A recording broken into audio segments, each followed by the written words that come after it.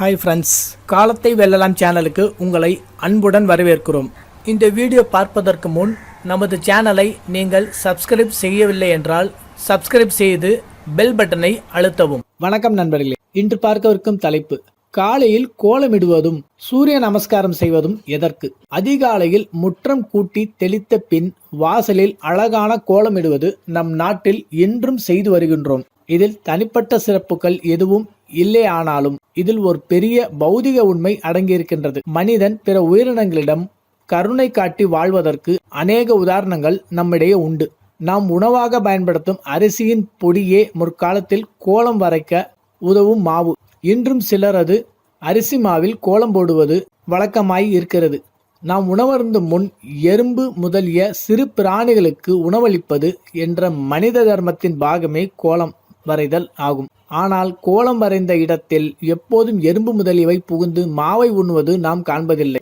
அடுத்து, சூரிய நமஸ்காரம் செய்வது எதற்கு? தொன்று தொட்டே பாரத மக்கள் பின்பற்றி வந்த ஓர் ஆச்சார முறை சூரிய நமஸ்காரம். உடல் மற்றும் மனது உறுதியடையவும் அமைதியடையவும் உதவும் ஆச்சாரம் இது. இதை விதிமுறைகள் படி செய்யும் போது உடற்பாகங்களில் ஆற்றலும் சக்தியும் வருகின்றது. மேற்கத்திய நாடுகள் உட்பட உலகின் எல்லா பாகங்களிலும் இந்த ஆச்சார முறை பிரசித்தி பெற்றிருக்கின்றது. சன்பாத் என்ற பெயர்களில் சூரிய நமஸ்காரத்தை உட்படுத்தி உடற்பயிற்சிகள் செய்து வருகின்றனர். சூரிய நமஸ்காரம் வாயிலாக நமது உடலில் உள்ள எல்லா முட்டுகளிலும் அசைவு ஏற்படுகின்றது. சருமத்தில் விட்டமின் டி உற்பத்தி செய்யும் திறன் காலை சூரிய ஒளிக்கதிர்களுக்கு உண்டு. கால்சியம் உற்பத்தியை கட்டுப்படுத்தும் திறனும் உண்டு என்பது அறிவியல் துறைகள் அங்கீகரித்துள்ளன.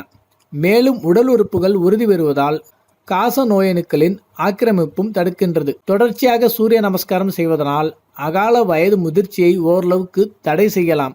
மூட்டுகள் நல்ல பலமடைகிறது. தொப்பை வயிறு வருவதை கட்டுப்படுத்துகிறது. மனதுக்கும் உடலுக்கும் உற்சாகம் நிலைநிறுத்தவும் சூரிய நமஸ்காரம் உதவுகின்றது. சூரிய நமஸ்காரம் செய்பவர்கள் ஆரம்பத்தில் அனுசரிக்க வேண்டிய சில விஷயங்களை பார்ப்போம். பரிசுத்தமான எளிய வாழ்க்கை வாழ வேண்டும். அளவான உணவு அருந்த வேண்டும். குளித்துவிட்டு விசாலமானதும் தூய்மையானதும் காற்றோட்டமுள்ள இடத்தில் நமஸ்காரம் செய்ய வேண்டும். நமஸ்கார வேளையில் ஆடைகள் லூஸாக இருக்க வேண்டும். நமஸ்கார வேளையில் மிக லேசான ஆடை அணிய வேண்டும். தேநீர், காஃபி, கொக்கோ, புகையிலை, மதுபானம் முதலியவை அருந்த வேண்டாம். இப்படி அநேக விஷயங்கள் கவனித்து சூரிய நமஸ்காரம் செய்ய வேண்டும். நன்றி நண்பர்களே.